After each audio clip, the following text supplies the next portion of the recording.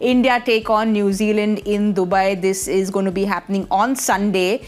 Both these teams, Harsha, have qualified. They're very comfortable, but the ones who win obviously become table toppers. India, chat about them first. 5 ODIs, they've won all 5. On paper, they're looking solid. They're executing their plans on ground. Virat Kohli's tick mark. Everything that India wants seems to be going their way. They want one big innings from Rohit Sharma. Yes. They want Rohit with that start. He's got a 20 or 14. He's got a 35-40. They want Rohit to deliver a 70-80. Rohit Sharma delivers a 70-80. He set it up for everybody else. Now, can you imagine if Rohit Sharma is giving you 80, how easy it becomes for Shubman Gill, for Virat Kohli, for Shreyas Iyer.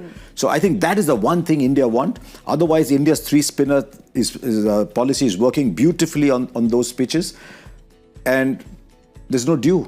Yes. So they're playing fine over there. It's working well. India have got a team for those conditions.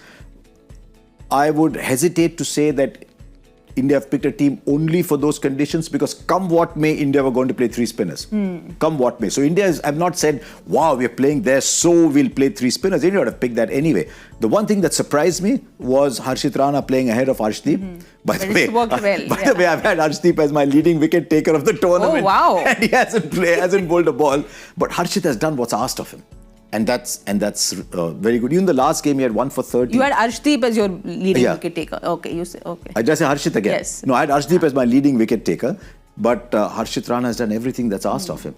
And even the last game, 7.3, 1 for 30. He comes in those middle overs. He hustles his way through. So he's giving his captain 6 proper bowling options. The other big plus for India the other day was the way Hardik Pandya bowled. He bowled a 6-over spell.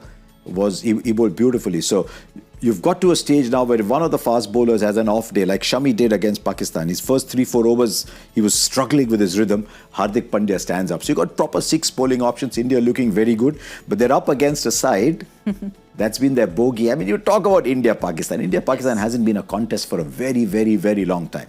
India-New Zealand is the contest. But again, we spoke about Virat Kohli being that last tick mark for India. But because India has already qualified, do you think they'll maybe play Varun, rest Kuldeep, or they'll just go with the same team? I think Kuldeep would like a lot more bowling behind him. Okay. So I don't know if they'll change too much. It'll be tempting to play Varun, but I think this thing is so well set up. And you've only got 2 games after this if you win this at most. So I don't think they'll do too much. I wonder if they'll give Arshdeep or Washington a game. All right. So Washington for? With the left-handers in there, maybe Washington for either Akshar or Jadeja. Okay. I'm not so sure though, but that could be one option given there's Conway, there's Ravindra, there's Santner. I think there's someone else. Yeah. So I think that's one thing they might consider. And also the semi-finals on Tuesday. So they play on Sunday and then the semi-finals on Tuesday. So will they rest someone out or just go ahead with a winning They've had 6 days rest. Yeah. They've had 6 days rest at the moment. That's more than enough. I think they've had 2 or 3 days off. They've had 2 or 3 training days. So I don't think that'll bother them too much. And if they can win that final, that semi-final, then they've got another 4 days before they get into the final with no travel. That's piquing a lot of people. That's hurting a lot of people. No travel, but it's going well at the moment. But if India can beat New Zealand, then that's a statement they're making to whoever plays them in the semi-final. But there are reports that Rohit might be rested. Will you be in favor It's of a that? tricky one. I was actually on air. It might have been either the first or the second. I think it was the Babar Azam wicket. Okay. And I don't remember exactly which one. DK was with me in commentary and none of the cameras picked it up. But DK said, hang on. When Rohit celebrated, as soon as he finished celebrating, he held his hamstring. Ooh. Okay. So maybe, but he came out to bat after that. Yes. All that was fine. He's had 6 days off. Yeah. He wouldn't want to rest. But if they think there's any little thing there, then they might rest him in this game. But ideally, they wouldn't want to rest him. All right, then for New Zealand, we'll have a look and see what combination they will go ahead with. Again, for them, things seeming to all fall in place with Rachin getting in great form, Latham in great form. Of course, Will Young's got that 100. Daryl Mitchell missed out. So what do you see happening with New Zealand? I mean, I really rate Daryl Mitchell as a cricketer. The only way Mitchell can come back into this side is in place of Conway.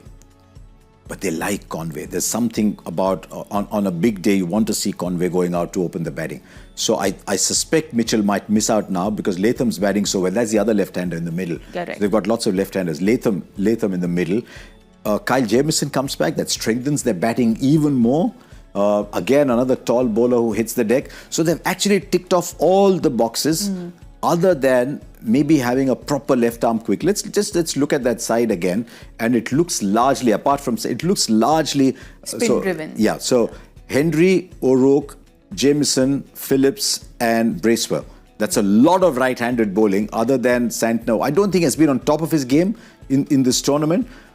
The one thing they could do, I don't know if they want to give Mark Chapman a game, but no, I think they're just so happy with their with the way it's structured. I think that's the way they'll go. They'll keep this side. They're happy with this side.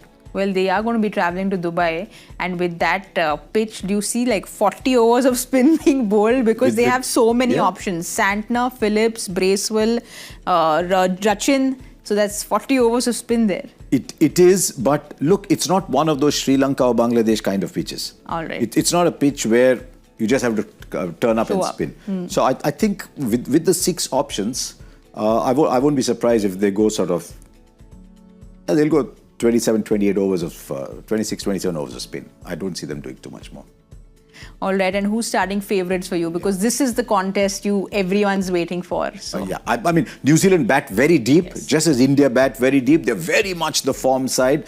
They've got batters in the middle who keep going at the pace, and that's where someone like a Ravindra and a Phillips plays such a key role in between over there. But I still think that the manner in which India are playing in those conditions, India will still back themselves to start that game as favourites. Your players to watch out for then, one from each team. Player I want or the player I think? The player I want is Rohit. Yes. Without doubt, the player I want is Rohit Sharma, because I think if he gets a 70-80, he just changes everything. But yeah, I mean, if Kohli gets another big score, it will make a difference.